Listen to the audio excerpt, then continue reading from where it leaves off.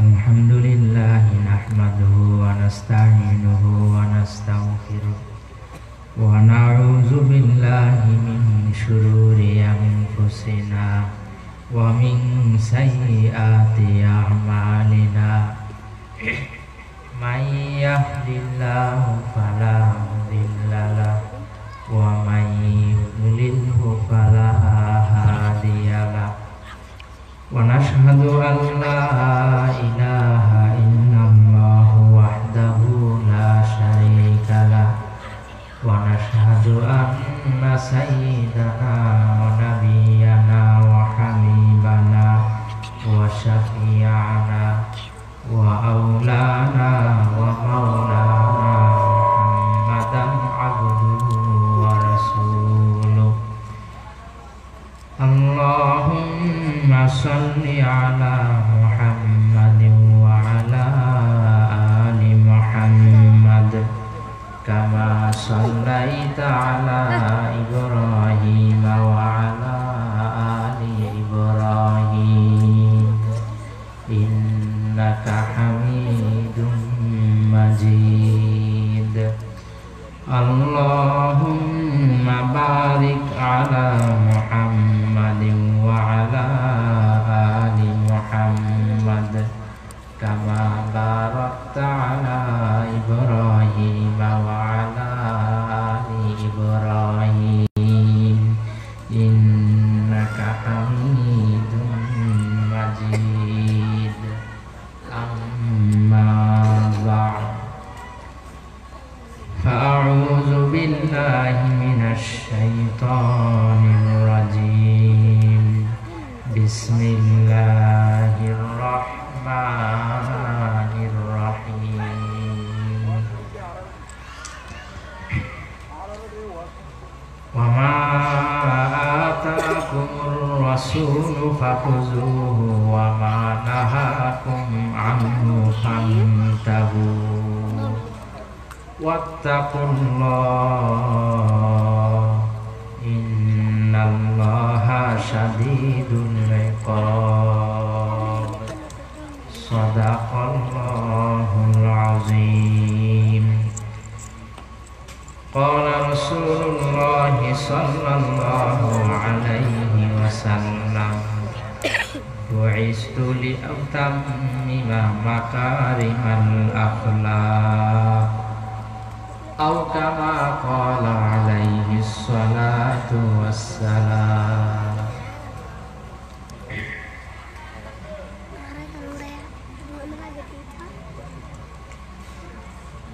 মুআজ্জাজ মুহতারাম মঞ্চে উপবিষ্ট সম্মানিত সভাপতি সাহেব এবং সামনে উপবিষ্ট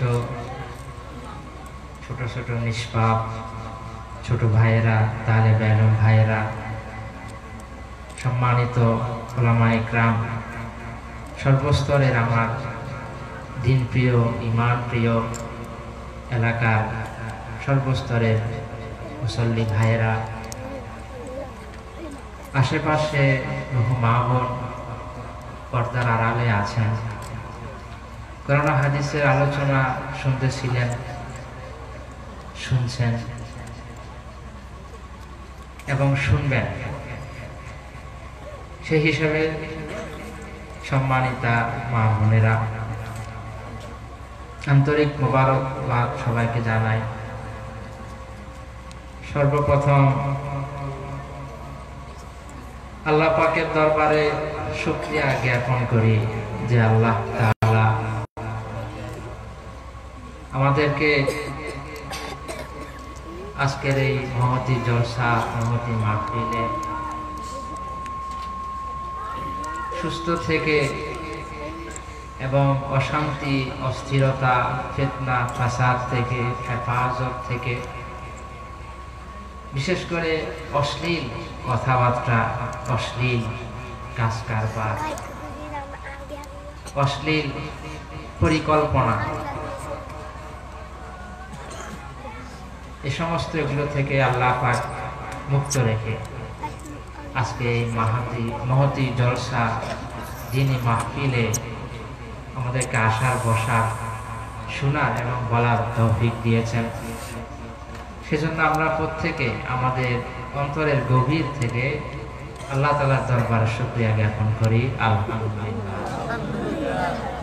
সাথে সাথে আল্লাহ তাআলার হাবিব সরদারে দু আলম হাবিবে কিবরিয়া আশরাফুল আম্বিয়া সাইয়্যিদুল মুরসালিন শাফিউল মুজনিবিন ইমামুন নাবিয়্যিন রাহমাতুল লিল আলামিন আহমদ মুজতবা মুহাম্মদ মুস্তাফা সাল্লাল্লাহু আলাইহি ওয়াসাল্লাম রওজা পাকে আমরা অগণিত দুরূদের হাদিয়া পেশ করি। মরহুম রকিবউদ্দিন স্মৃতি ফাউন্ডেশনের উদ্যোগে মাতার বাড়ি মহেশখালী কক্সবাজার, এই রকিবউদ্দিন স্মৃতি ফাউন্ডেশনের উদ্যোগে আজকের এই ঐতিহাসিক তাফসীরুল কোরআন মাহফিল।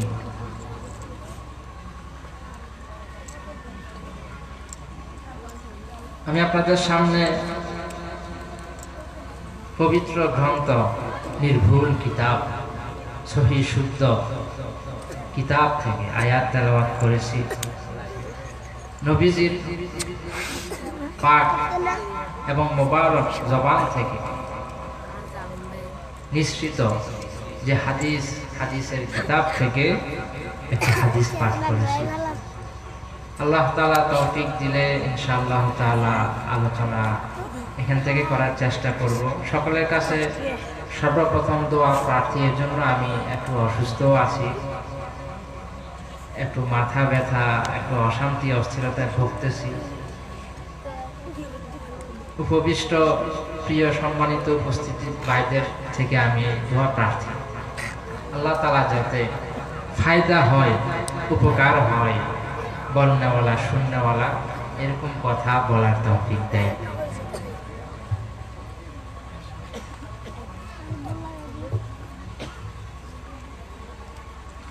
আমি যে কোরআনের আয়াত এবং হাদিস আপনাদের সামনে পেশ করছি,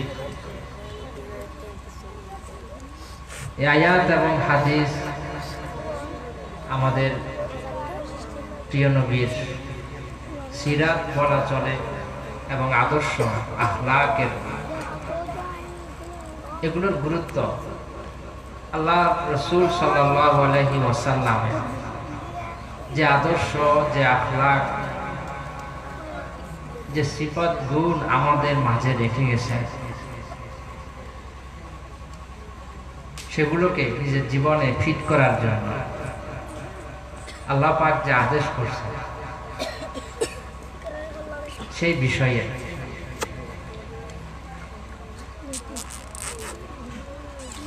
প্রকৃত মুসলমান, প্রকৃত মুমিন, ইমানদার হতে হলে আমাদের প্রিয় নবীর আদর্শ সুন্নত তার জীবনে ফিট করতে হবে। ঈমান আনলাম কিন্তু নবীজির আদর্শ মতে জীবন পরিচালনা করলাম, তাহলে সেই ঈমান আল্লাহ তাআলার কাছে গ্রহণযোগ্য হবে।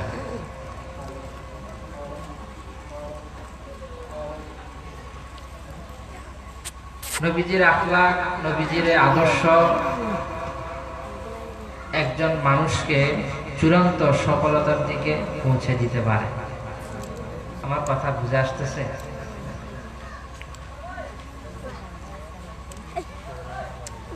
আল্লাহ তাআলা আল্লাহ পাকের নবীকে আইডল, মডেল করে পাঠাইছে।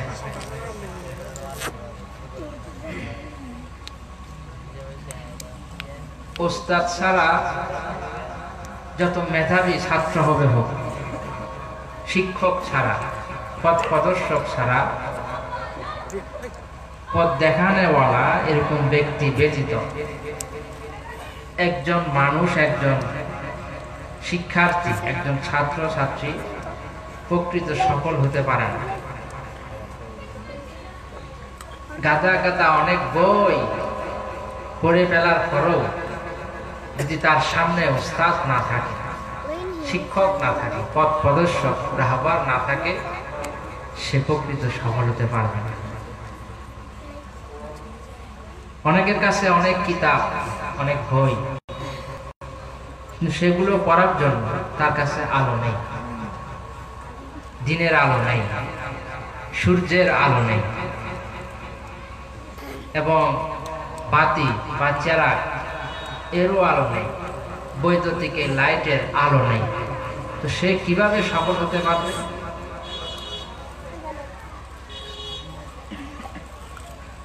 আল্লাহ পাকের নবী মানব জাতির জন্য চূড়ান্ত শিক্ষক,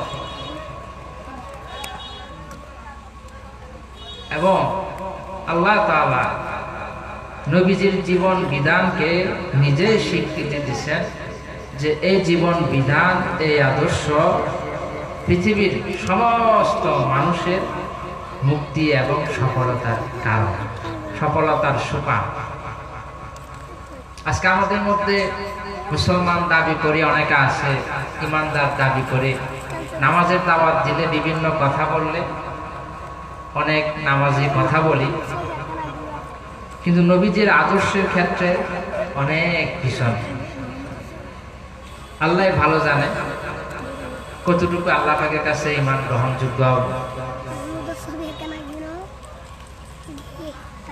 সাহাবা আজমাইন আমাদের প্রিয় নবীকে যথার্থ রূপে শুধু শিক্ষক না, নিজেদের জীবনের চেয়ে বেশিও আমাদের নবীর সুন্নত বা আদর্শ আখলাককে মূল্যবান মনে করতেন। যার কারণে এই সাহাবা আজমাইনের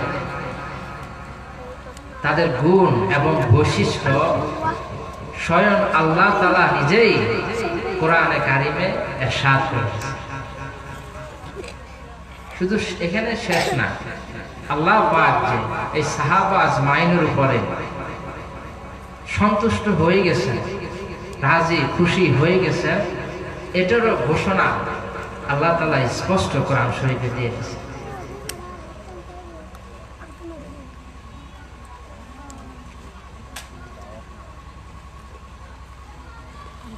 আর আমরা নবীজির আখলাক, সুন্নত, আদর্শ, এই আদর্শবান কেন হব না? এই সুন্নত, এই তরিকা, এই পদ্ধতি কেন অবলম্বন করব না? যেখানে আমাদের প্রিয় নবী উম্মতি উম্মতি করে নিজের জীবন দিয়ে দিয়েছে।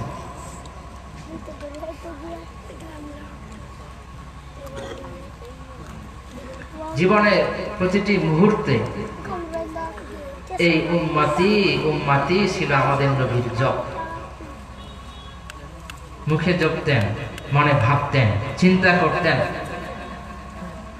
নবীজির পাক সিরাতে মুবারক জীবনের মধ্যে পাওয়া যায় আমাদের প্রিয় নবী যখন কাজ থেকে অবসর হতেন, লম্বা সময়, দীর্ঘ সময় তিনি চুপ থাকতেন, ভাবতেন। ওনার জীবনীতে আছে উম্মতকে নিয়ে তিনি ভাবতেন, উম্মত কিভাবে মুক্তির পথ পেয়ে যায় এবং আখিরাতের ভয়াবহ ধরা থেকে এই জাতি, এই উম্মত যাতে নাজাত পেয়ে যায়, সফল জীবন যাতে করতে পারে।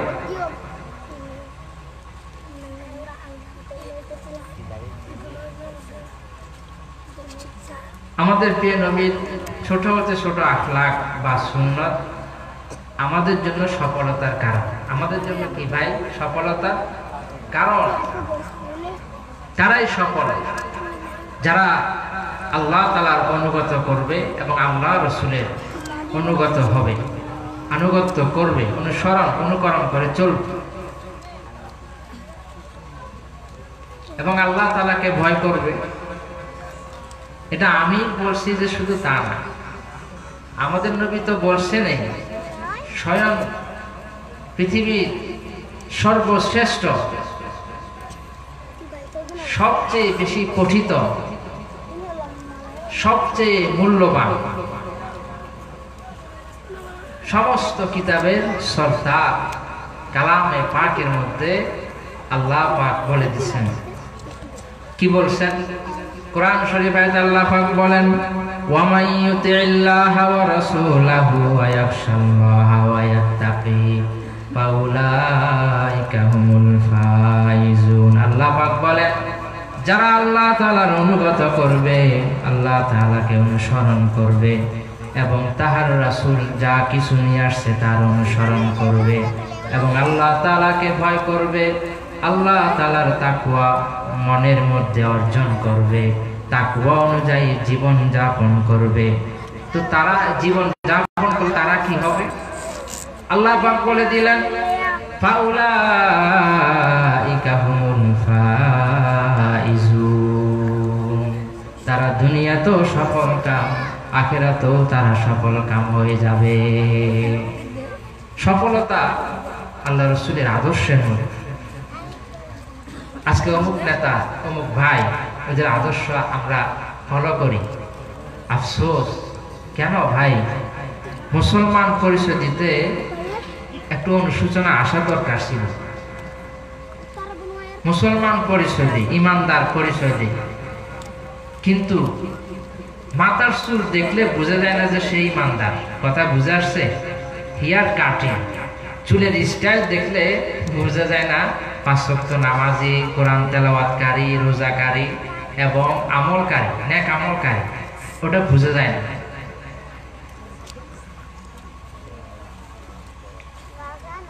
নবীজির উম্মত দাবি করি, নবীজির মিলাদ কিয়াম করি, 12 রবিউল আউয়াল আসলে পাগল পাগল হয়ে যায়, কিন্তু তখনও 3.5 হাত বডির মধ্যে নবীজির সুন্নত আদর্শ নাই। মাথা থেকে পা পর্যন্ত পুঙ্খানুপুঙ্খ করে তালাশ করে দেখলে আদর্শ পাওয়া যায় না, সুন্নত পাওয়া যায় না। দাবি করে আরো আসে কেন?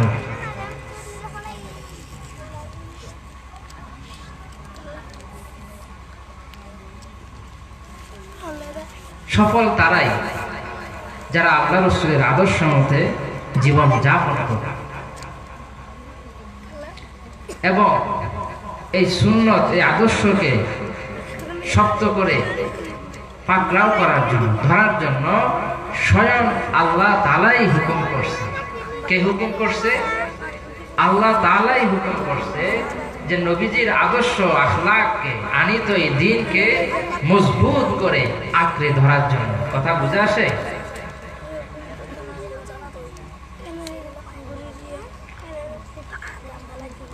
তো যাদের মধ্যে নবীজির উম্মত দাবি করে কিন্তু যাদের মধ্যে নবীজির আদর্শ নেই, সুন্নত নেই, মুখে এক কথা, কাজে আরেকজনের কাজ।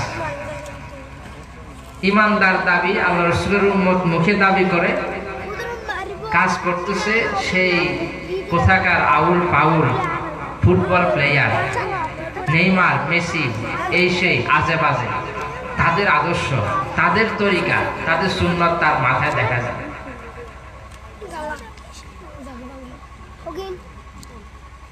বাংলায় একটা কথা, প্রবাদ বাক্য আছে, যার সাথে যার মোহাব্বত তার সাথে তার কিয়ামত। মুখে যতই উম্মত উম্মত দাবি করি, মনে যদি তাদের আদর্শের মহব্বত থাকে, তাহলে ওই সমস্ত কাফের, মুশরিক, বেদিনদের সাথে হাসর নাসর হবে। কি বলেন? মান তাশাব্বাহা বিকওমিন ফাহুয়া মিনহুম।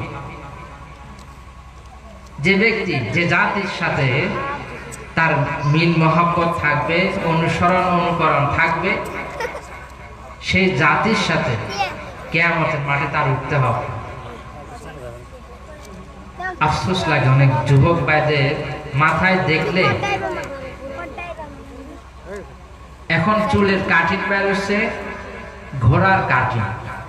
ঘোড়ার পিছনে ঘাড়ের উপর যেরকম চুল থাকে কালারিং করা, সেরকম চুল রাখে। আল্লাহ রাসূল নিষেধ করছেন, আশেপাশে একেবারে চামছাটা করে তোমরা চুল ছাড়বা না এবং মাঝখানে টিকলি বড় চুল রাখবা না। এখন ওটা আরো বেশি হয়েছে। এবং সেলুনে গিয়ে নাপিতের কাছে গিয়ে ওই স্টাইলটাই খোঁজে,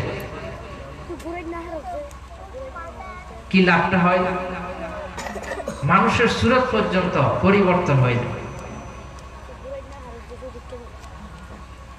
কথা চলতেছিল আখলাকের, আদর্শের। সাহাবা আজমাইন নবীজির আদর্শ জীবনে বাস্তবায়ন করার জন্য অনেক ত্যাগ, অনেক কোরবানি ওনারা দিচ্ছেন। আমরা শুধু এগুলো শুনি, প্রতিনিয়ত শুনি, মাহফিলে শুনি, মসজিদে শুনি, কিন্তু জীবনে তো বাস্তবায়ন করতে পারি না। আফসোসের বিষয়।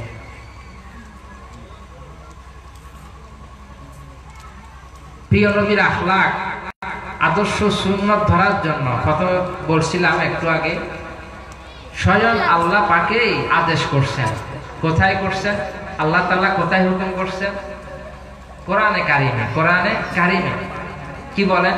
কোরআন শরীফের আল্লাহ পাক বলেন, ওয়া মা আতাকুমুর রাসূলু ফাখুযু ওয়া মা নাহাকুম আনহু ফান্তাহু ওয়াত্তাকুল্লাহ ইন্নাল্লাহা শাদীদুল ইকাব। আল্লাহ পাক বলেন, আমার বান্দারা, আমার রাসূল, আমার প্রিয় হাবিব, তোমাদের নবী যা কিছু আমার পক্ষ থেকে নিয়ে আসছে তাহা তোমরা আনন্দের সহিত গ্রহণ করো, আর যাহা থেকে তোমাদেরকে নিষেধ করে, তোমাদেরকে বারণ করে, সেগুলো থেকে তোমরা বিরত থাকো।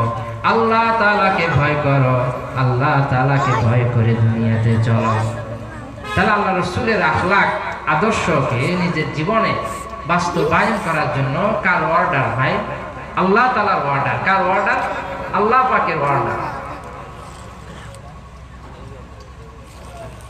এবং আমাদের প্রিয় নবীর আদর্শের মধ্যে, আখলাকের, সুন্নতের তরিকার মধ্যে, পদ্ধতির মধ্যে সর্বোত্তম, পৃথিবীর সবচেয়ে উল্লেখযোগ্য আদর্শ আখলাক হলো আমাদের প্রিয় নবীর। বিধর্মী এক অনেক বড় লেখক তার এক বইয়ে লিখছেন, পৃথিবীর সবচেয়ে অনুকরণীয়, অনুসরণীয়, যার জীবন অনুসরণ করে চললে সাধারণ একজন মানুষ, গরিব হোক, দুর্বল হোক, ধনী হোক, চিকন হোক, মোটা হোক, লম্বা হোক, খাটো হোক, যে ধরনের মানুষ হবে হোক, তার জীবন অনুসরণ করলে ওই ব্যক্তি সফল। একজন বিধর্মী, মুসলমান না, বিধর্মী নিজেই তার উল্লেখযোগ্য ইউরোপের এক বড় বইয়ের মধ্যে এই কথাটা সে লিখছে। আর আমরা উম্মত দাবি করি, মুসলমান দাবি করি, ইমানদার দাবি করি, মাথা থেকে পা পর্যন্ত একবার দেখলে নবীজির সুন্নতের চিহ্নও নাই। আর আল্লাহর রাসূল উম্মতি উম্মতি করে সারা জীবন শেষ করে।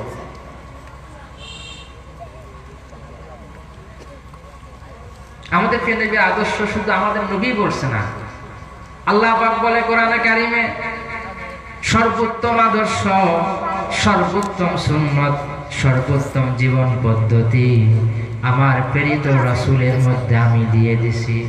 কোরআন শরীফে আল্লাহ পাক বলেন, লাকাদ কানা লাকুম ফি রাসূলিল্লাহি উসওয়াতুন হাসানাহ লিমান কানা ইয়ারজুল্লাহা ওয়াল ইয়াউমাল আখির ওয়া যাকারাল্লাহা কাসীরা।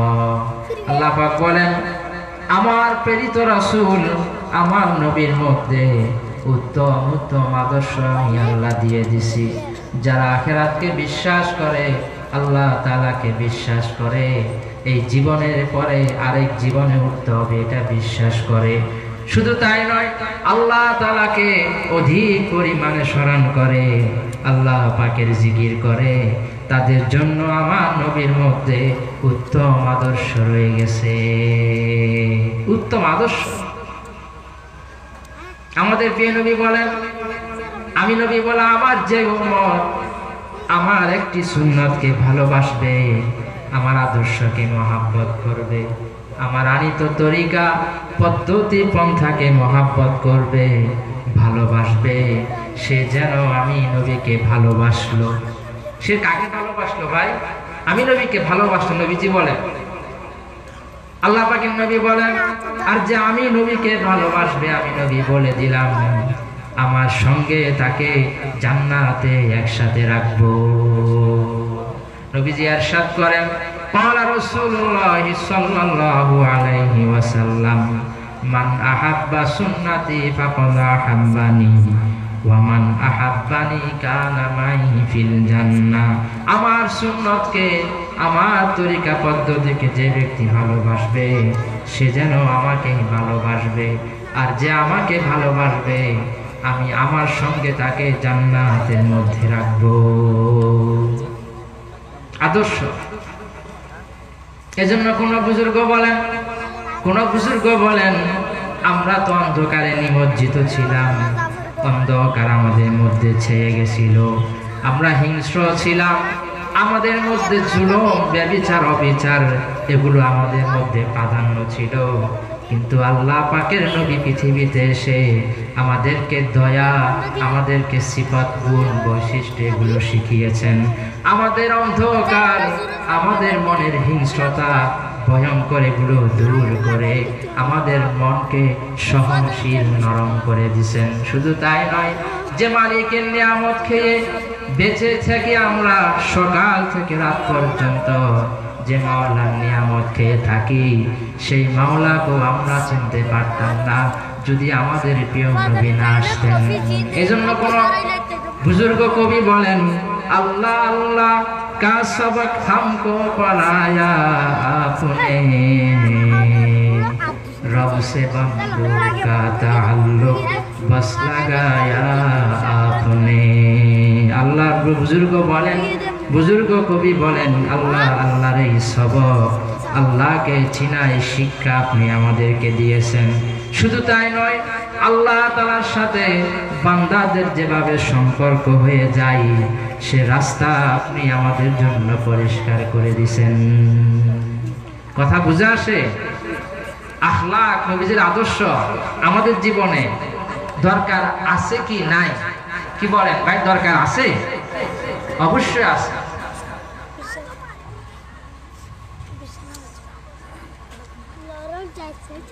শুধু আমাদেরকে যিনি অর্ডার করছেন যে তা না, আমাদের প্রিয় নবী পৃথিবীর সর্বোচ্চ নজির, দৃষ্টান্ত স্থাপন করে গেছেন। একজন নবী হওয়ার সত্ত্বেও এরকম মাটির মতো হতে পারে? কেমন নবী, কেমন নবী! যে নবীর জন্য আল্লাহ তাআলা এত বেশি আয়োজন করছেন, পৃথিবীর অতীতের কোন নবীর জন্য এরকম আয়োজন করা হয়নি। এমন নবীকে কেন্দ্র করে আল্লাহ তাআলা আসমানকে আসমান করে সাজাইছেন, জমিনকে বিছানার মতো বিছিয়ে দিয়েছেন, পশু পাখি দিয়ে পৃথিবী সাজাইছেন, পাহাড় পর্বত দিয়ে দুনিয়াকে সুন্দর করে গড়ে তুলছেন। সেই নবীর আখলাক, সেই নবীর আদর্শ কেন আমাদের জন্য সফল হতে পারে না? নিঃসন্দেহে হবে। যাকে স্বয়ং আল্লাহ তাআলাই দাম দিচ্ছেন, মূল্য দিচ্ছেন, সে নবীর আদর্শ মানুষের জন্য সফলতার কারণ কেন হবে না? বলতেছিলাম, তিনি আমাদেরকে শুধু হুকুম করছে, উম্মত এটা করো, সেটা করো, এই করো, এই করলে এই হবে, এই না করলে এই হবে না, শুধু হুকুম করছে যে তা না। আমাদের প্রিয় নবী নিজের জীবদ্দশায় পুঙ্খানু আখলাক বাস্তবায়ন করে দেখাইছে। পৃথিবীর কোন মনীষী, কোন নবী এরকম নজির, দৃষ্টান্ত স্থাপন করতে পারে না। আমাদের নবী, আমাদের প্রিয় নবী যে দৃষ্টান্ত, যে নজির দেখাই গেছে।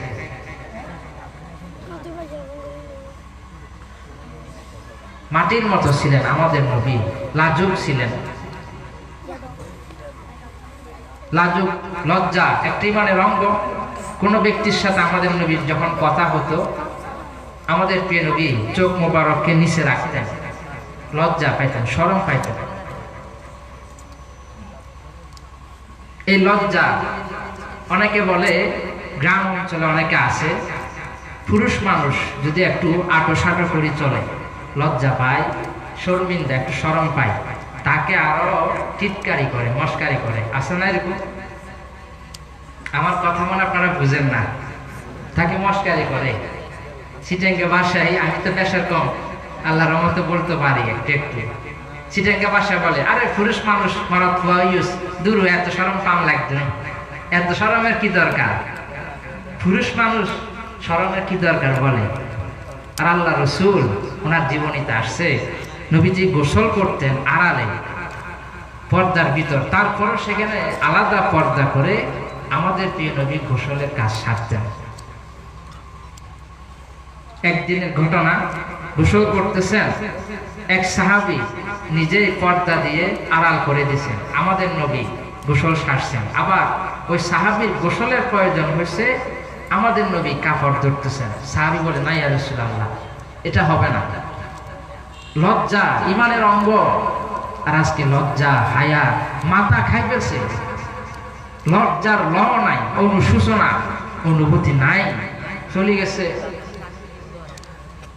আর এই লজ্জা এই অনুশোচনা আমাদের মধ্যে যাতে সহজেই চলে যায় আমাদের থেকে, এজন্য অনলাইন নামক অভিশপ্ত এই লাইন, এই ওয়েবসাইট চালু করে দিচ্ছে। কেউ প্রশ্ন করতে পারেন, হুজুর অনলাইনকে আপনি ব্যবহার করেন না, আর আমাদের জীবনের জন্য কি এটা প্রয়োজনীয় নয়? অবশ্যই প্রয়োজনীয়। অনলাইন আমাদের জীবনকে এগিয়ে নিয়ে গেছে, অনেক দূরে নিয়ে গেছে। আমরা দ্রুত কাজ করতে পারি, একেবারে বলতে গেলে 1 মাসের কাজ 5 মিনিটে করতে পারি। এটা অনলাইনের লাভের দিক, কয়েক দিক লাভের, সেটা সীমিত, কিন্তু ক্ষতির দিক অসীম, অনেক বেশি, অবর্ণনীয়, যা বর্ণনা করা যাবে না।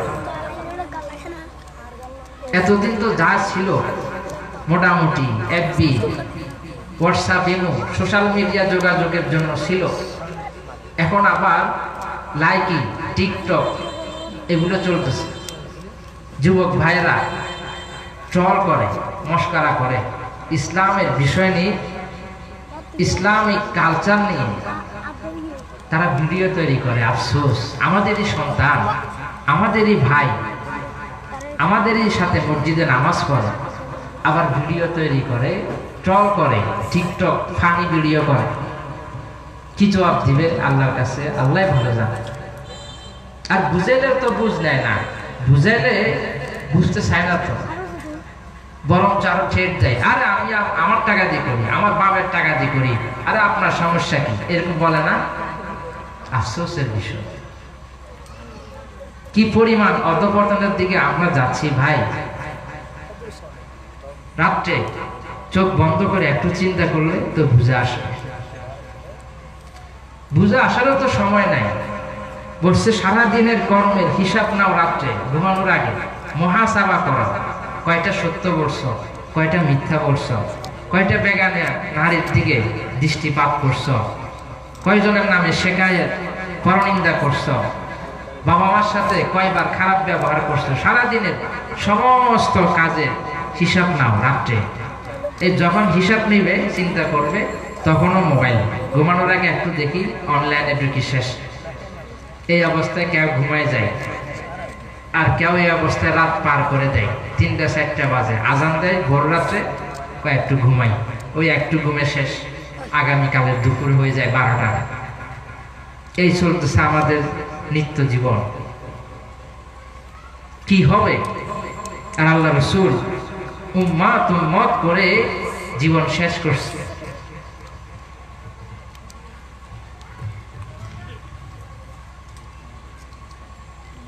আমাদের প্রিয় নবী বলেন, সফল হতে চাইলে আমার সুন্নতকে আঁকড়ে ধরো,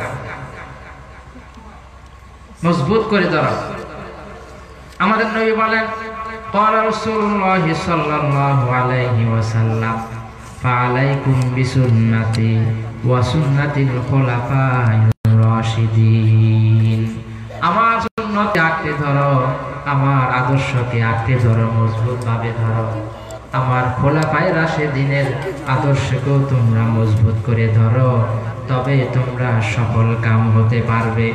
আল্লাহ পাক বলে, হে নবী, আমার বান্দাদেরকে, আপনার উম্মতদিগকে বলে দিন, তারা আমার শ্রেষ্ঠ বান্দা, তারা যদি আমি আল্লাহ ভালোবাসা মহাব্বত পেতে চাই, আমার ভালোবাসা দয়া যদি বেশি বেশি তারা পেতে চাই, তবে তারা যেন আপনাকে ভালোবাসে, আপনার অনুসরণ করে। কার অনুসরণ করতে বলছে? নবীজির অনুসরণ করতে বলছে। কি লাভ অনুসরণ করলে? ফাত্তাবিউনি ইউহিব্বুকুমুল্লাহ ওয়া ইয়াগফির লাকুম যুনুবাকুম ওয়াল্লাহু গফুরুর রহিম। নবীজি বলে, কোরআনে আল্লাহ পাক নকল করছেন, যদি আমাকে অনুসরণ করো, আমার ইতাআত করে চলো, আমার ইত্তেবা করে যদি চলো, আল্লাহ তাআলা তোমাদেরকে নিঃসন্দেহে ভালোবাসবেন, নিঃসন্দেহে মহব্বত করবেন। শুধু তাই নয়, তোমাদের জীবনের যত ভুল ভ্রান্তি হবে, সগীরা হোক কবিরা হোক, যত ধরনের গুনাহ ভুল ভ্রান্তি হবে, কিয়ামতের মাঠে কঠিন পরিস্থিতি যখন কায়েম হয়ে যাবে, বাবা মা থেকে ছেলে আলাদা হয়ে যাবে, ভাই বোন থেকে ভাই থেকে আলাদা হয়ে যাবে, বন্ধু থেকে আত্মীয় স্বজন থেকে পাড়া প্রতিবেশী থেকে আলাদা হয়ে যাবে। আমলের জন্য ছটফট ইয়া নফসির স্লোগান শুরু হয়ে যাবে। এমন কঠিন মুহূর্তে, কঠিন পরিস্থিতি যখন কিয়ামতের মাঠে হয়ে যাবে, আল্লাহ পাকের ঘোষণা, আমার কোন বান্দা যদি আপনাকে অনুসরণ করে দুনিয়ার জীবন কাটাতে পারে, আমি আল্লাহ ওয়াদা দিলাম তাদের সকল গুনাহ আমি মাফ করে দিব। এজন্য কোন বুজুর্গ বলেন, বর মুহাম্মদ মিরসানম সদ সালাম, বর মুহাম্মদ মিরসানম সদ সালাম, আশফিয়ে মুজরিমা ইয়াউমুল কিয়াম। নবীজির আদর্শ সুন্নাত ব্যতীত, নবীজির তরিকা পদ্ধতি অবলম্বন করা ব্যতীত কোন মানুষ প্রকৃত সফলতার কাছে দাঁড়িয়ে যেতে পারবে না। কোন বুজুর্গ তিনি তো আর কবিতার মধ্যে লেখেন, খিলাফে পয়গম্বর কসেরা গজির, খিলাফে পয়গম্বর কসেরা গজির, কে হারগিজ বামঞ্জিল না খাহেদ রসিদ। পয়গম্বরের নবীদের অনুসরণ ব্যতীত, নবীদের আদর্শ মতে জীবন পরিচালনা করা ব্যতীত কোন মানুষ চূড়ান্ত সফলতায় যেতে পারবে না। এটা হবে না, আল্লাহ পাক করবে না। আল্লাহ তাআলা মানুষকে সফলতা দিতে হলে নবীদের আদর্শ মতে জীবন অতিবাহিত করে আসতে হবে। আজ এই আখলাক, এই আদর্শ আমাদের মধ্যে নাই। বলতেছিলাম লজ্জার কথা, এটা আল্লাহ রাসূলের একটি সুন্নত, গুণ, বৈশিষ্ট্য, আখলাক। আর এই লজ্জাকে হেয় করে। ওই যে বললাম মরাদ ফুয়া ইউস, এত শরমের কি দরকার বলে? আরে সে তো নবীর সিফত পাইছে। আপনার সন্তান যে একটু লজ্জা পাইতেছে, একটু শরম পাইতেছে, সেটা তো নবীদের বৈশিষ্ট্য পাইছে। আপনার তো শুকরিয়া করার দরকার ছিল, আল্লাহ তাআলার কাছে কৃতজ্ঞ হওয়ার দরকার ছিল যে আমার ছেলে নবীর সিফত পাইছে, বৈশিষ্ট্য পাইছে। হ্যাঁ, শরমও দরকার, কোন জায়গায় মুখ খুলে কথাও বলা দরকার, ক্ষেত্র বিশেষ। কিন্তু সে যে লজ্জা পেল, আপনি তাকে হেয় করে দিলেন, আর দূর দরকার নাই, এত লজ্জা শরমের কি দরকার আছে? আপনি তাকে হেয় করে দিলেন, নেগেটিভ করে দিলেন। আর লজ্জা একটা ইমানের অঙ্গ, ৭৭টি ইমানের শাখা আছে, ইমানের অঙ্গ আছে, তার মধ্যে একটি শাখা, একটি অঙ্গ হলো লজ্জা।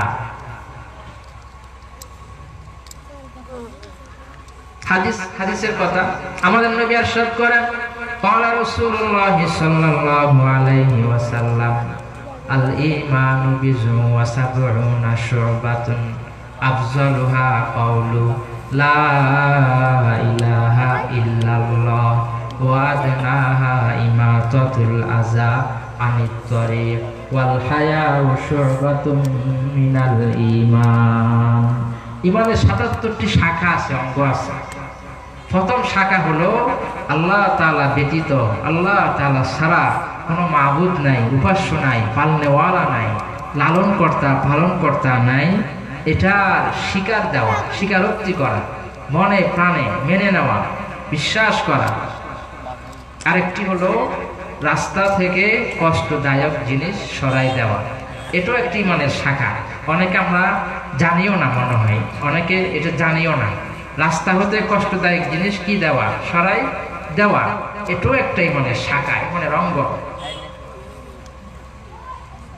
এক ব্যক্তি গুনাহগার ছিল, অনেক পাপী গুনাহগার ছিল।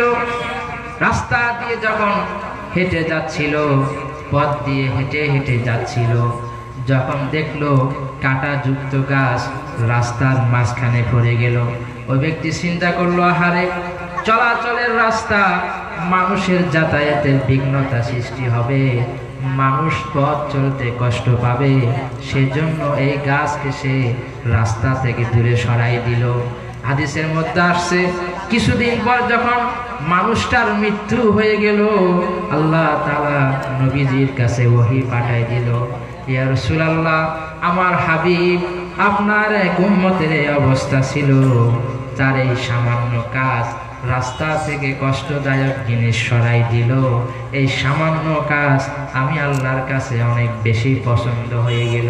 লোকটি যদিও পাপী, আমার বান্দা যদিও সারা জীবন গুনাহ করে করে কাটাইছে, কিন্তু এই আমলের বদলাতে আমি আপনাকে বললাম তার গুনাহ সব মাফ করে দিলাম, সব মাফ। সামান্য কষ্টদায়ক জিনিস সরাই দিচ্ছে। পরোপকার আজকে আমাদের মধ্যে নাই, এটা পরোপকার। এলাকার মানুষের সাথে বা অপরিচিত মুসলমানের সাথে উপকার তো দূরের কথা, দূরের দিলাম, ভাই বোনের সাথে, প্রতিবেশীর সাথে ওটা পর্যন্ত নাই। প্রতিবেশী তো চিনেও না মরে গেলে। গ্রামে তো আলহামদুলিল্লাহ অনেকটা আছে প্রতিবেশী, পাশের বাড়ির পাশে এরা কথাবার্তা আদান প্রদান, মিল মহব্বত আছে। শহরে আরো করুন। কিছুদিন আগেও আমাদের ওদিকে একটা পাশের বাসায় কান্নাকাটি, হইচই, মানুষ মারা গেছে, মহিলা মারা গেছে, বৃদ্ধ মা, সন্তানদের কান্না কে দেখে, আর পাশের বাসায় আয়োজন, হাসাহাসি। আরে প্রতিবেশীর যে এই করুণ দশা, এই দুঃখ, এই করুণ একটা ঘটনা ঘটে গেল, সেই কারণে অন্তত পক্ষে গানের আওয়াজটা বন্ধ রাখি না, কি বলেন? এরকম হওয়ার দরকার ছিল না। আর গানের আওয়াজটা একটু কমায় দিই, তা না, অনুভূতি নাই। কিভাবে আল্লাহ পাকের সামনে আমরা কিভাবে দাঁড়াবো? আল্লাহ রসুলকে, আমাদের প্রিয় নবীকে কি জবাব দিব?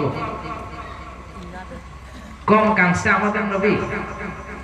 এক বর্ণনায় পাওয়া যায়, নবীজি যখন পৃথিবীতে আসেন, জন্মের পরে এক বর্ণনাতে আসছে, রব্বি হাবলি উম্মতি, জন্মের পরে নাকি নবীজির মোবারক জবান দিয়ে কথা বেরোচ্ছে, আয় আল্লাহ আমার উম্মতকে মাফ করে দেন।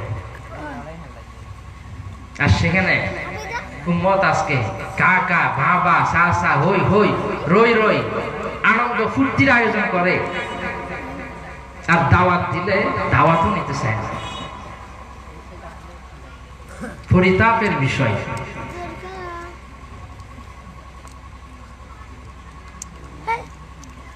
আল্লাহ পাক বলেন যে তোমাদের সফলতা আমার প্রিয় নবীর আদর্শের মধ্যে।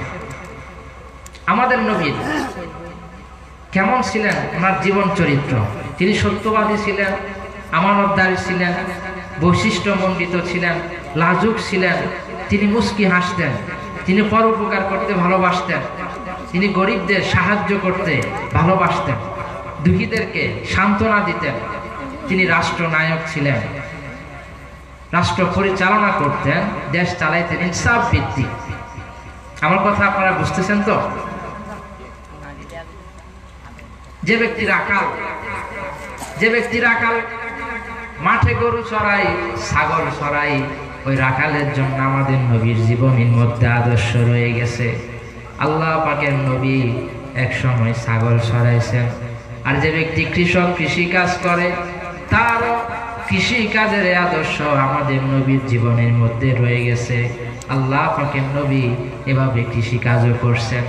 আর যে ব্যক্তি ব্যবসা করেন, আমাদের প্রিয় নবী সিরিয়ার মধ্যে গিয়ে ব্যবসা করছেন, ইতিহাস সাক্ষী। আর যে ব্যক্তি আল্লাহ তাআলার ইবাদতকারী, ওই ইবাদতের আদর্শ আমাদের নবীর মধ্যে রয়ে গেছে। যে ব্যক্তি জিহাদের ময়দানে কাফেরদের বিরুদ্ধে ইসলামের পক্ষে যুদ্ধ করবে, আল্লাহর দ্বীনকে আল্লাহর জমিনে প্রতিষ্ঠা করার জন্য জিহাদ করবে, তারও আদর্শ আমাদের নবীর আদর্শের মধ্যে রয়ে গেছে। যে ব্যক্তি সমাজ সেবক হবে, সমাজের পরোপকার করবে, সমাজের মানুষের সেবা করার জন্য চাইবে এবং তাকে দায়িত্ব দেওয়া হবে, ওই ব্যক্তির জন্য আমাদের নবীর জীবনের মধ্যে আদর্শ রয়ে গেছে। আর যে ব্যক্তি রাষ্ট্রনায়ক হবে, দেশ পরিচালনা করবে, কিভাবে দেশ পরিচালনা করতে হবে সেই আদর্শ আমাদের নবীর জীবনের মধ্যে রয়ে গেছে।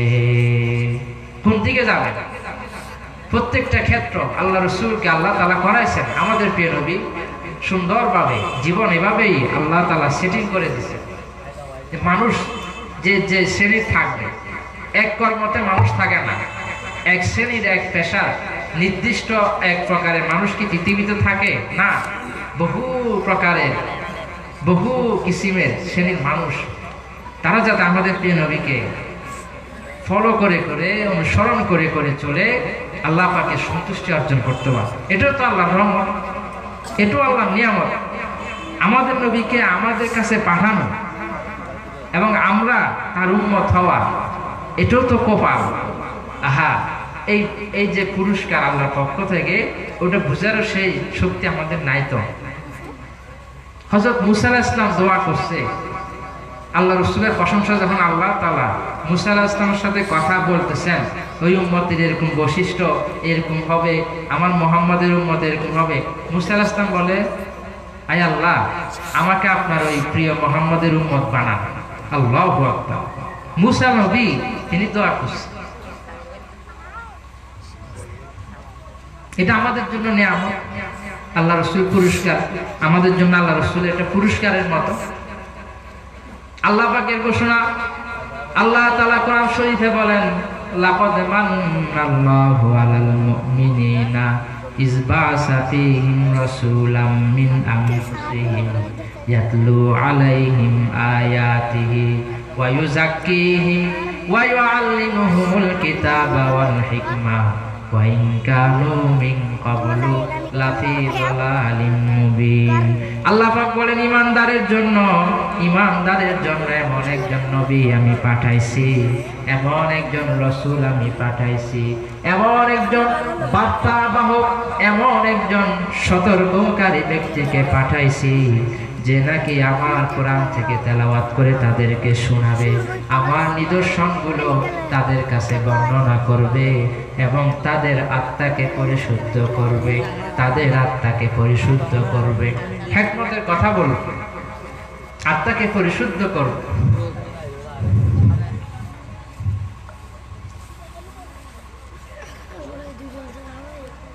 এই আখলাক, এই আদর্শ, এগুলো আজকে আমাদের মাঝে নাই, বিলুপ্তর পথে।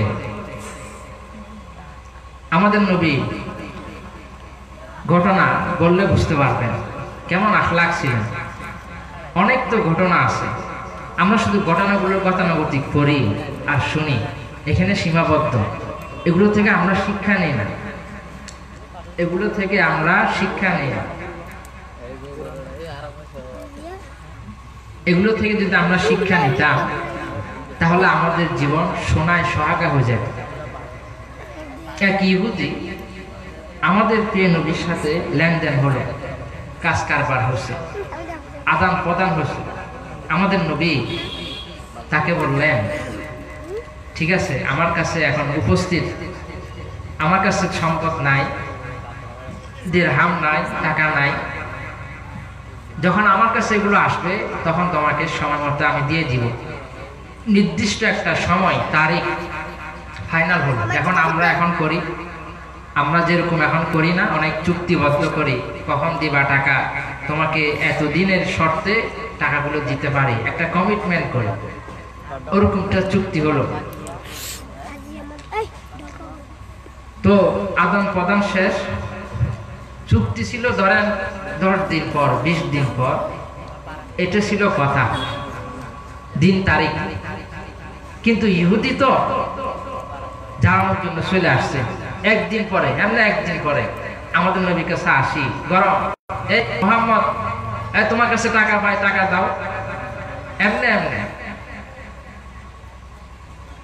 আমাদের নবী কিছু বললেন না। দেখেন, সাথে ছিল সাহাবা আজমাইন। সাথে কারা ছিল? সাহাবা আজমাইন, সাহাবীরা আমাদের নবীর সাথে ছিল। যা তা কথা বলতেছে, আরে তোমার কাছে দিছি, তুমি বাকি কথা বলছো, এগুলো দিতে পারছো না। সাহাবীরা গরম, মারার জন্য চাইতেছে। আমাদের নবী ইশারা করছেন, কিন্তু আমাদের নবী কথা বলে নাই। আমরা যদি হইতাম দল করে থাকলে কি অবস্থাটা হইতো? আগে দল এরা বানাইলো বালাগড়ি, আগে বালাগড়ি বানা, তারপরে তার দিন তারিখ ফাইনাল এগুলো পরে। এই ছিল, এগুলো আমাদের আদর্শ আখলাক।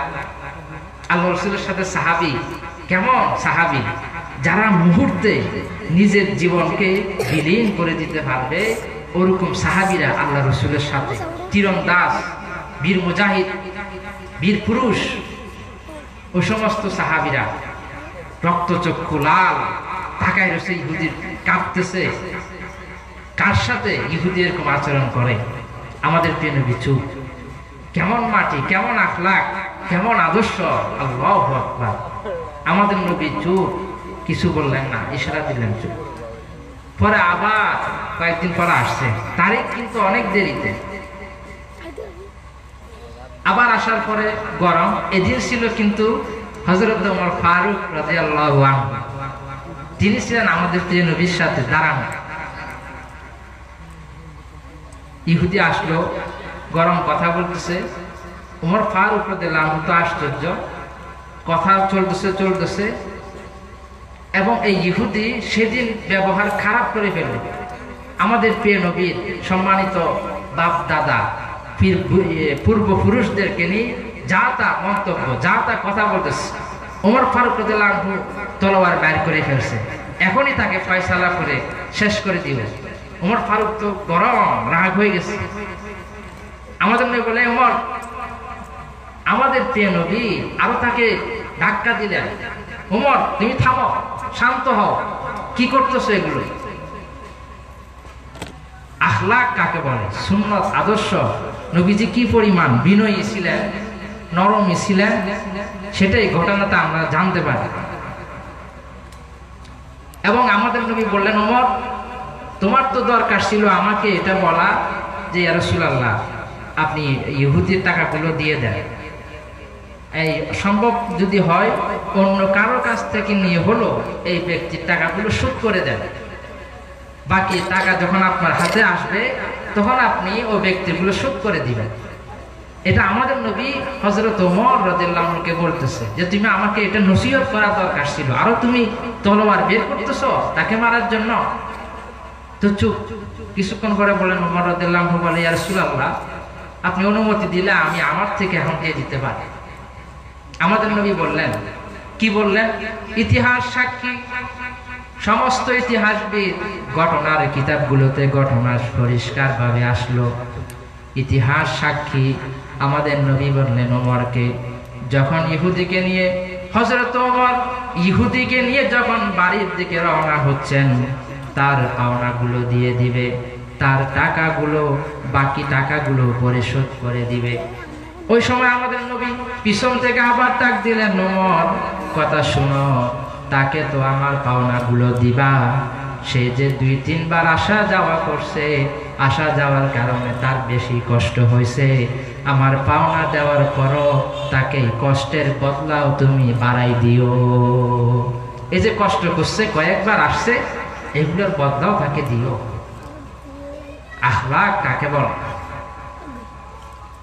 হযরত ওমর ইহুদিকে নিয়ে বাড়িতে চলে গেলেন।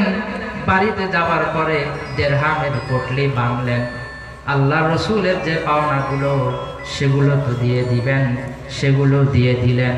আবার যখন আলাদা একটা পটলি তৈরি করতেছেন, ইহুদিকে দিবে।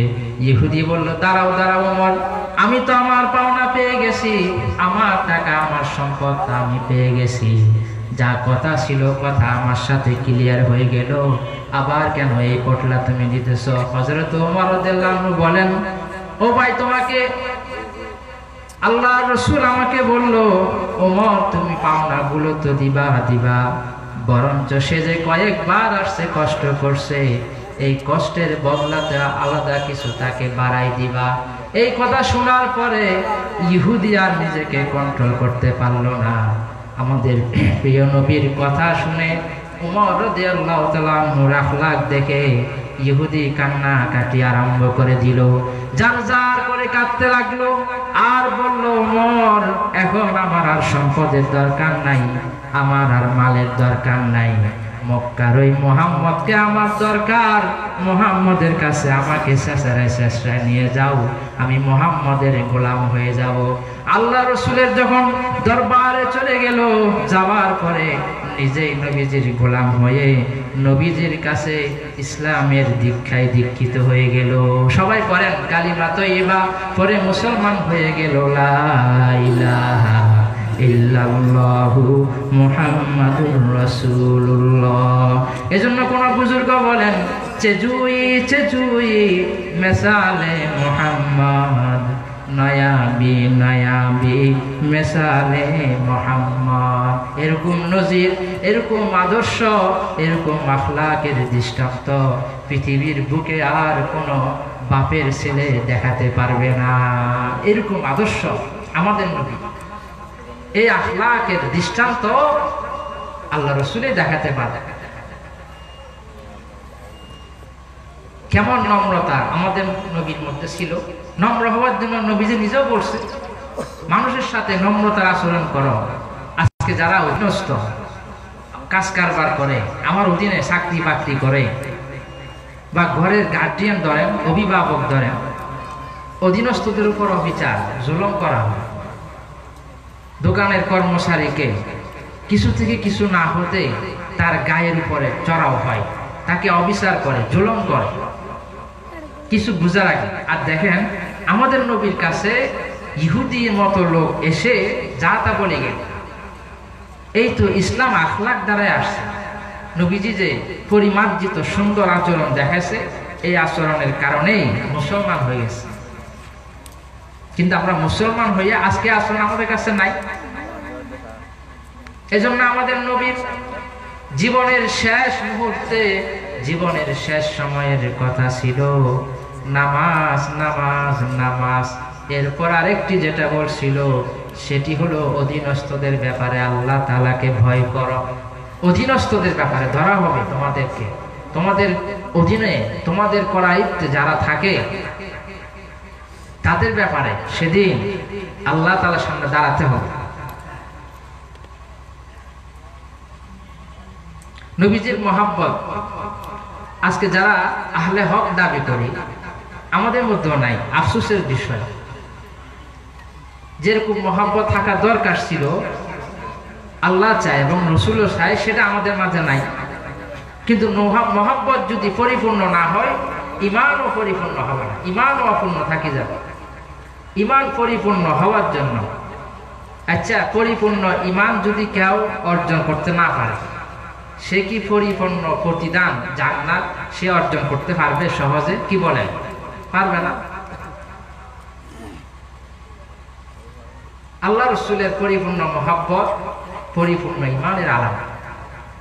আমাদের প্রিয় নবী ইরশাদ করেন, ক্বালা রাসূলুল্লাহ সাল্লাল্লাহু আলাইহি ওয়াসাল্লাম, লা ইউমিনু আহাদুকুম হাত্তা আকুনা হাব্বা ইলাইহি মিন ওয়ালিদিহি ওয়া ওয়ালাদিহি ওয়ান নাসি আজমাইন। আল্লাহ পাকের নবী বলে, ততক্ষণ পর্যন্ত তোমাদের ঈমান পরিপূর্ণ হবে না, স্বয়ং সম্পূর্ণ হবে না, যতক্ষণ না আমি নবীকে পৃথিবীর সমস্ত কিছুর চেয়ে যতক্ষণ না ভালোবাসবে, মহাব্বত করবে।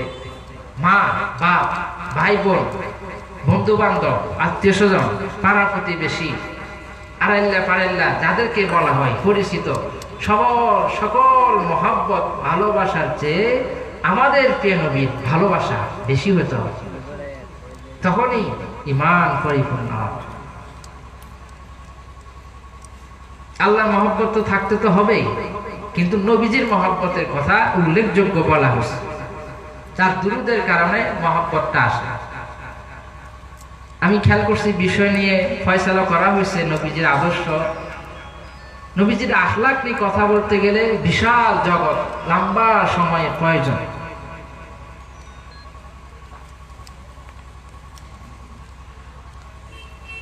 এই আদর্শ আজকে আমাদের মাঝে নাই।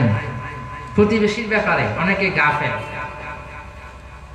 কিন্তু আল্লাহ পাকের নবী বলেন তোমাদের মধ্যে প্রকৃত ঈমানদার সেই, প্রকৃত ঈমানদারের কয়েকটা গুণও বলছেন, তার মধ্যে একটা গুণ এরকম, প্রকৃত ঈমানদার তাকে বলতে পারবা যাকে তার প্রতিবেশী বলে এই ব্যক্তি ঈমানদার, মুমিন ঈমানদার, তাকে তোমরা প্রকৃত ঈমানদার বলতে পারবে।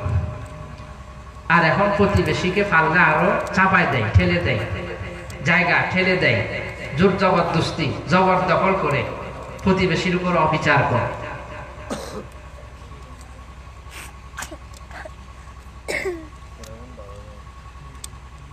আল্লাহ পাকের নবী বলেন মহিলারা তোমরা যদি তরকারি পাকাও, তরকারি রান্না করো, তার মধ্যে সামান্য পানি একটু বৃদ্ধি করে দিবে। কি জন্য? এই জোল, এই পানিগুলো যাতে তোমার প্রতিবেশীর ঘরে পাঠাইতে পারো। কেমন আখলাক!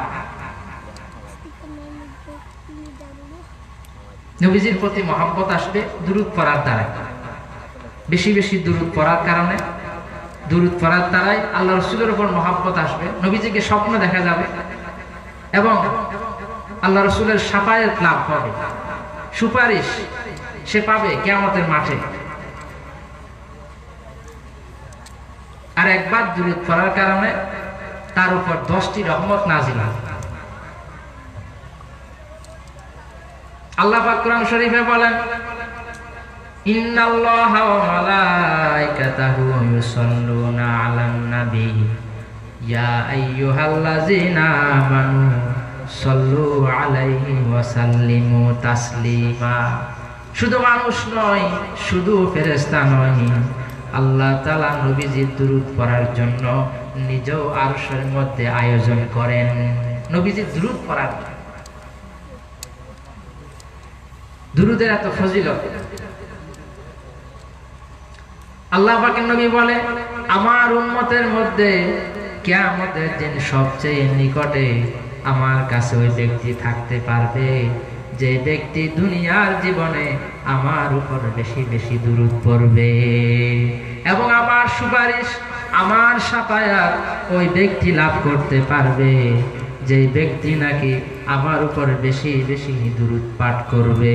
আল্লাহ পাকের নবী বলে বেশি বেশি দুরূদ পড়ো, আমার উপর বেশি বেশি দুরূদ পড়ো, নিঃসন্দেহে তোমাদের দুরূদের আমলনামাগুলো আমার কাছে আসে, আমি নবী খুশি হয়ে যাই।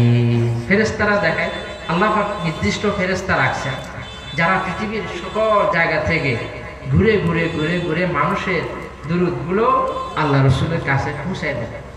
নবীজি খুশি হন যখন দেখে দুরূদ পাঠায় কোন মুমিন, কোন ব্যক্তি, পুরুষ হোক নারী হোক, নবীজির মহব্বতে প্রেমে পড়ে দুরূদ পাঠালো। নবীজি আমলনামা দেখার পরে হাসে আর বলে ওহে ফেরেশতা, আমার পক্ষ থেকে তাকেও একটি সালাম বলে দাও, আমার পক্ষ থেকে তাকে দুরূদ পড়াও, দুরূদ পাঠাও, তার মানে রহমত পাঠাও। এই আমলনামা যখন আবার আরশে যায়, আল্লাহ পাক দেখে, আল্লাহ তাআলার কাছে হাজির হয়। আল্লাহ পাক নিজে বলেন আমার পক্ষ থেকে আমার বান্দাকে 10টি রহমতের ঘোষণা দাও। একবার দুরূদ পড়ার কারণ। শুক্রবার জুমার দিন আসরের পরে নির্দিষ্ট জায়গায়, যে জায়গায় নামাজ পড়া হয়েছে ওই জায়গায় বসে যদি একটি দুরূদ আছে, দুরূদ পাঠ করা হলে 80 বছরের সমস্ত গুনাহ মাফ হয়ে যাবে। কি দুরূদ?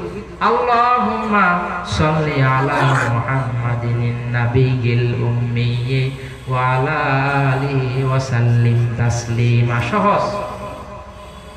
আল্লাহুম্মা সাল্লি আলা মুহাম্মাদিন ওয়া আনজিলহুল মাকআদান মুকাররাবা ইনদাকা ইয়াউমাল কিয়ামা। এই দুরূদ পড়লে সুপারিশ আল্লাহ পাকের নবী করবেন।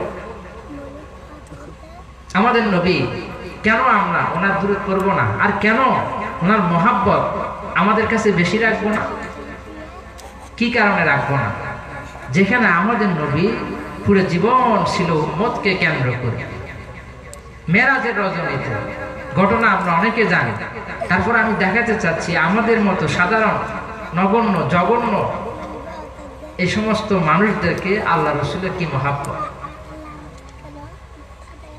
কিয়ামতের মাঠে এক ব্যক্তির দুজকের ফয়সালা হয়ে যাবে, জাহান্নামের ফয়সালা হয়ে যাবে।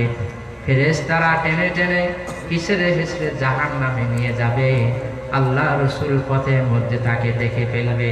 যখন দেখবে উম্মতের এই করুণ দশা, করুণ এই পরিস্থিতি, আল্লাহ রাসূল ডাক দিব, হে ফেরেশতারা একটু দাঁড়াও, দাঁড়াও, একটু দাঁড়াও। জিজ্ঞেস করবে তার কি হলো? তারা বলবে, ইয়া রাসূলুল্লাহ, তার আমলনামা হালকা, তার দুজকের ফয়সালা হয়েছে, তার আমলনামা মাপ দেওয়া হয়েছে, সেখানে নেকির চেয়ে বদির ওজনটাই বেশি হয়েছে, খারাপের ওজনটা বেশি। আমাদের নবী বলবে, আচ্ছা আরেকবার তোমরা ওজন দাও দেখি। ওজন যখন দেওয়া হবে, নবীজি আস্তে করে হাত মোবারকের থেকে কিছু বের করে ওই পাল্লার উপর রাখবে। আগে ছিল বদির পাল্লা ভারী, খারাপের পাল্লা ভারী। নবীজি যখন বলবে পাল্লাকে ওজন করো, এরপরে নেকির পাল্লা বেশি ভারী হয়ে যাবে।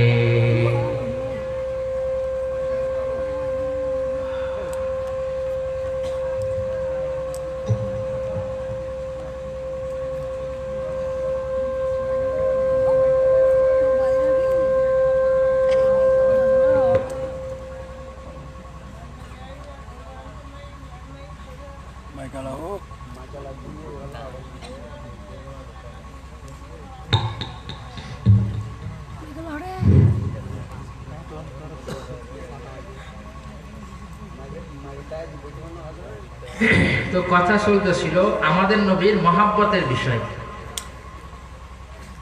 মেরাজ রজনীতে আল্লাহ পাকের নবীকে যখন জিবরাইল আলাইহিস সালাম ডাকে তুললেন, হে শাহেনশাহ, হে নবীকুলের সর্দার, হে বাদশাহ, উঠুন, আল্লাহ তাআলা আপনাকে তলব করছেন। নবীজিকে যখন মক্কার কাবার দরজার কাছে নিয়ে আসলেন, ওযু করে 2 রাকাত নামাজ পড়লেন।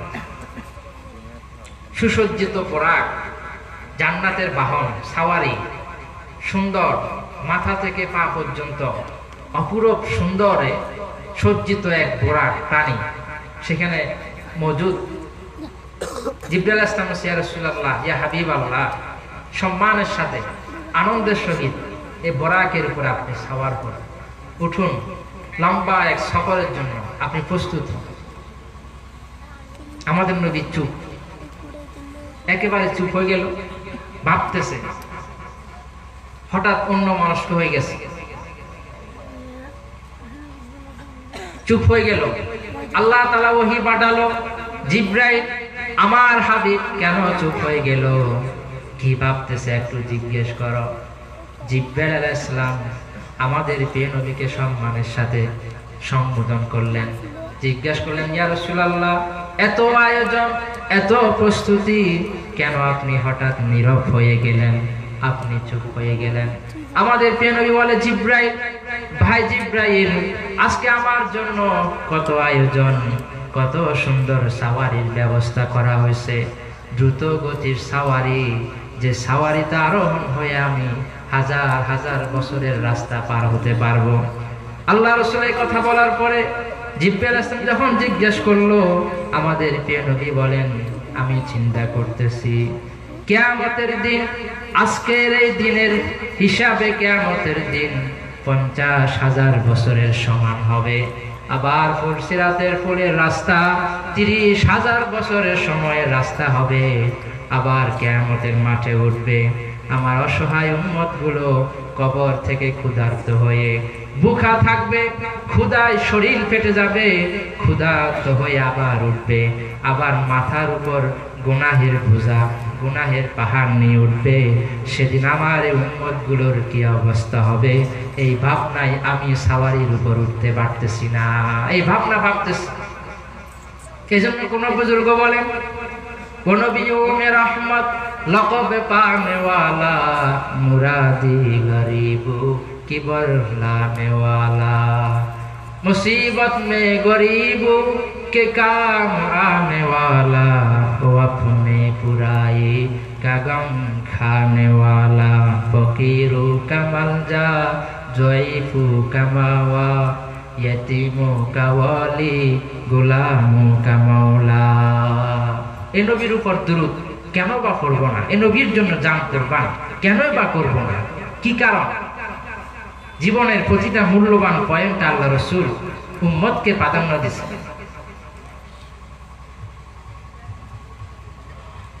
মাসে পর্যন্ত আল্লাহ রাসূলকে নবীজির দুরূদের আশিক ছিলেন। গাছ, ওট, বিভিন্ন প্রাণী আমাদের প্রিয় নবীর আশিক ছিলেন এবং সময় সময়ে এগুলো প্রকাশ হয়েছে, ইতিহাস সাক্ষী। এগুলো অবিশ্বাস করার সুযোগ নাই, এগুলো হওয়া সম্ভব। এগুলো হওয়া কি সম্ভব? অসম্ভব মনে করলে ইমানের খতরা আছে। অন্য অন্য নবীর মুজিজা অলৌকিক বিষয়গুলোকে আমরা প্রাধান্য দিই, কিন্তু আমাদের নবীর মুজিজা অলৌকিক গুলো অন্য অন্য নবীর চেয়ে আরো ঊর্ধ্বে, আরো আলাদা। হযরত মুসা আলাইহিস সালামের লাঠি সাপ হয়েছে, ঠিক আছে, কিন্তু আল্লাহ রাসূলের মুজিজা মৃত খেজুর গাছ জীবিত হয়ে কথা বলছে, নবীজির জীবনী মধ্যে আছে।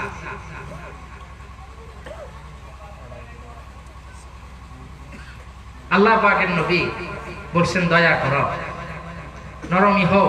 এই যে নবীজির আখলাকের কথা বললাম, ইহুদির সাথে যে আচরণ বা এভাবে উম্মতের সাথে যে আচরণ, নরমের আচরণ, বিনয়ীর আচরণ করলেন। বলছে মানুষের সাথে নম্রতার আচরণ করো, বিনয়ী হও, নরম হও। তাহলে তোমার সাথেও নম্রতার আচরণ কে করবে? আল্লাহ তাআলা তোমার সাথেও নম্রতার আচরণ করবে। মানুষকে দয়া করো। দয়ালু আল্লাহর দয়া ওই সমস্ত মানুষের উপরে যারা মানুষের উপর নয়, শুধু যে কোনো সৃষ্টি প্রাণীর উপরে দয়া করে। আমাদের নবী ইরশাদ করেন, ক্বালা রাসূলুল্লাহ সাল্লাল্লাহু আলাইহি ওয়াসাল্লাম, ইন্নামা ইয়ারহামুল্লাহু মিন ইবাদিহির রুহামা। দয়ালু আল্লাহ, নিশ্চয় দয়ালু আল্লাহ তাআলার দয়া ওই সমস্ত মানুষ পাবে যে মানুষ নাকি আল্লাহ তাআলার বান্দাদের উপর দয়া করবে, সৃষ্টির উপরে দয়া করবে, ওই সমস্ত মানুষ দয়া পাবে। দুরূদের কথা চলতেছিল, মাসে যে আল্লাহ পাকের নবীর দুরূদের আশিক, সময় হতো বা শেষের দিকে, ইনশাআল্লাহ তাআলা কিছুক্ষণের মধ্যে আমি শেষ করার চেষ্টা করব। নীল দরিয়া, নীল নদের মধ্যে একটি জাহাজ ব্যবসায়ী পণ্য নিয়ে যাচ্ছিলেন।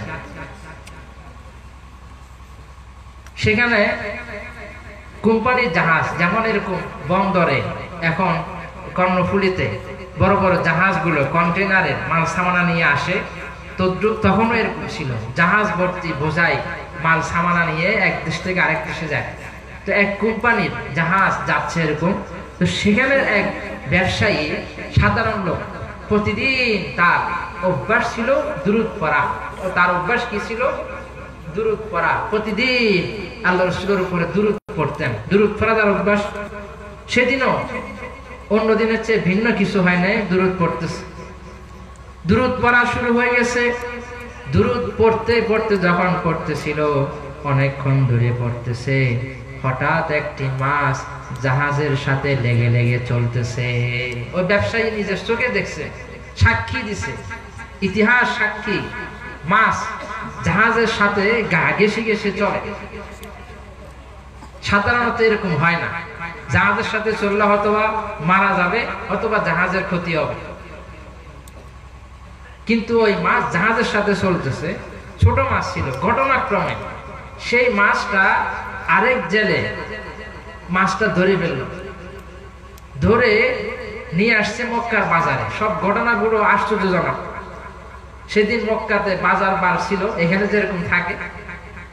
সেদিন মাছ কেনার জন্য গেছে আবার হযরত আবু বকর সিদ্দিক রাদিয়াল্লাহু আনহু, মতান্তরে হযরত ওমর রাদিয়াল্লাহু আনহু। আবু বকর সিদ্দিক মাছ নিয়ে আসলো। তার উদ্দেশ্য ছিল আল্লাহ রসুলকে আজকে দাওয়াত করবে, ভালো করে আল্লাহ রসুলের আজকে মেহমানদারি করবে, আপ্যায়ন করবে। মাছ নিয়ে আসলো। আসার পরে বিবি সাহেবকে বলল যে নবীজিকে আজকে দাওয়াত করব, এভাবে এটা আশ ফেলো। সবকিছু করলো, সবকিছুর ব্যবস্থা হয়ে গেল। এবার পালা রান্না করা। যখন চুলার উপরে এই পাতিল বসায় দিল, মাছকে ছেড়ে দিল, আশ্চর্য ঘটনা শুরু হয়ে গেল। সমস্ত কিছু প্রস্তুত হয়ে গেল। চুলার পাতিলের উপর যখন মাছকে বসায় দিবে, সঙ্গে সঙ্গে জ্বলন্ত চুলার আগুন সাথে সাথে নিভে চুলা ঠান্ডা হয়ে গেছে। আগুন টকবক করে জ্বলতেছে, কি কারণ? তারপর বিবি চেষ্টা করতেছে, হযরত আবু বকর সম্মানিত বিবি চেষ্টা করতেছে, চেষ্টা বিফল, ব্যর্থ চেষ্টা। আবার এরপরে হযরত আবু বকর সিদ্দিকও একসাথে চেষ্টা করতেছে। স্বামী স্ত্রী উভয় জনে চেষ্টা করে যাচ্ছে যে চুলাতে আগুন কিভাবে ধরানো যায়। চেষ্টা করতে করতে ব্যর্থ হয়ে গেল, এক পর্যায়ে নিষ্ফল হয়ে গেল। এই খবর দ্রুত গতিতে নবীজির কাছে পাঠাই দিল। কোন এক ব্যক্তিকে খবর দিল, দৌড়ায় দৌড়ায় গিয়ে আমাদের নবীর কাছে গিয়ে এই খবর দিয়ে দিল। নবীজি দ্রুত গতিতে আবু বকর সিদ্দিকের ঘরে চলে আসলো। এসে দেখলো এই অবস্থা। আবু বকর সিদ্দিক রাদিয়াল্লাহু আনহু সমস্ত ঘটনা খুলে খুলে আল্লাহ রসুলকে বলতে লাগলো। নবীজি বলে, আবু বকর মনোযোগ দিয়ে শুনো, এই মাছ যেটাকে তোমরা ধরে আনছো, রান্না করার জন্য চাইছো, এই মাছের ঘটনা নীল দরিয়াতে ঘটছে। আমার দুরূদ এক ব্যক্তি বলার কারণে মাছ দুরূদ শোনার জন্য জাহাজের পাশ দিয়ে চললো। আবু বকর শুনো, দুনিয়ার আগুন কেন, জাহান্নামের দুজকের আগুনও এই মাছের জন্য আল্লাহ তাআলা হারাম করে দিয়েছেন। এজন্য কোন বুজুর্গ বলেন, পড়তে দুরুদে মুস্তাফা সাল্লি আলা মুহাম্মদ, উগদা কুশা হাইয়ে দোয়া সাল্লি আলা মুহাম্মদ। মুস্তাফা সাল্লাল্লাহু আলাইহি ওয়াসাল্লামের দুরূদ পড়তে থাকো। দুনিয়া এবং আখিরাতে জটিল জটিল বড় বড় সমস্যার সমাধান আল্লাহ তাআলা করে দিবেন। আল্লাহ তাআলা আমাদেরকে হক কথা জেনে শুনে হকভাবে চলে এবং বিশেষ করে সত্যর পথ ধরে মিথ্যা থেকে দূরে সরে হারামের পথ বর্জন করে হালালের পথ অর্জন করে হালাল পথ ধরে চলার, হক কথা জেনে শুনে বুঝে আমল করার তৌফিক দান করুন। আমিন। ওয়া আখিরু দাওয়ানা আনিল হামদুলিল্লাহি রাব্বিল আলামিন ওয়া সাল্লাল্লাহু তাআলা আলা খায়রি খালকি মুহাম্মাদিন ওয়া আলিহি ওয়া আসহাবিহি আজমাইন। আসসালামু আলাইকুম ওয়া রাহমাতুল্লাহি ওয়া বারাকাতুহু।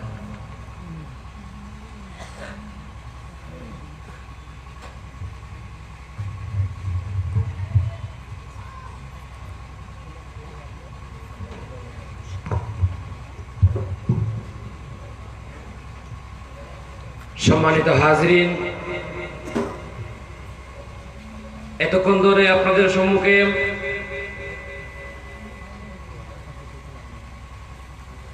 কোরআন ও হাদিসে আলোকে গুরুত্বপূর্ণ তকরির পেশ করে আপনাদেরকে শোনালেন হুজুর চট্টগ্রাম থেকে আগত ইসলামিয়া বোয়ালিয়া মাদ্রাসার সম্মানিত মুহাদ্দিস ও মরহুম গাজী জামালউদ্দিন রহমতুল্লাহ আলাইহির সুযোগ্য সাহেবজাদা হযরত মাওলানা মুহিউদ্দিন মোমেন সাহেব চট্টগ্রাম। হযরত মাওলানা মুহিউদ্দিন